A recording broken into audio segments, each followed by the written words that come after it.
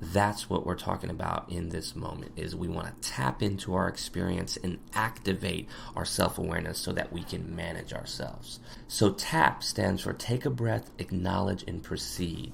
So the T is obviously take a breath. That's kind of a placeholder for practicing mindfulness. You may take a few breaths in and out.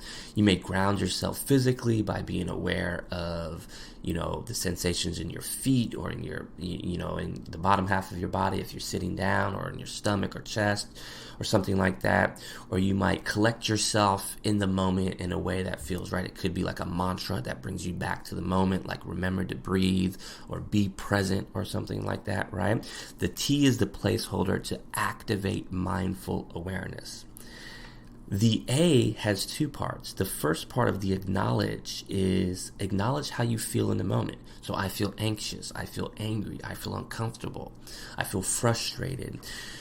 When you acknowledge how you feel in the moment, this is one of kind of the beauties of mindfulness. When you bring a mindful self-awareness to how you're feeling in the moment, it's not only activating your self-awareness, but there's also a layer of self-management that happens in that too, because you're distancing yourself from the experience.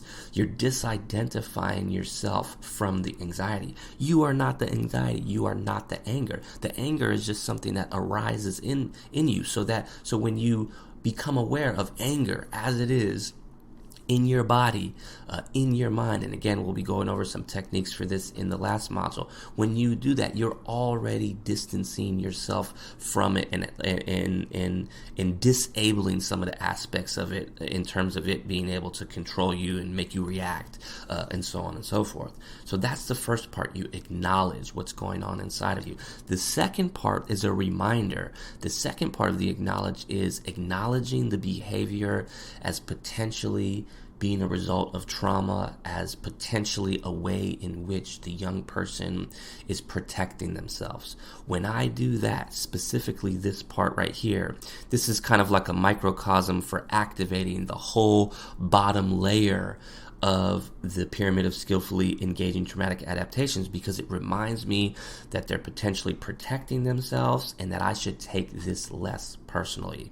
When I take it less personally, there's more room for me to be empathetic to what they're going through in the moment, and there's more of a potential for me to be compassionate with them, and all of that leads into the last part of TAP, which is P, which is proceed. And this is basically the top part of the pyramid, how we engage. What do we actually do next? When I take a breath, when I practice mindfulness, when I acknowledge myself, when I acknowledge the behavior as potentially being rooted in trauma as a way for the young person to protect themselves, basically, again, activating that whole bottom layer, this whole bottom layer of skillful view. It brings it into my awareness in that moment. It helps me engage that person to a much higher level in a much more skillful way, and that leads to a much higher likelihood of positive outcome, of some sort of rectification or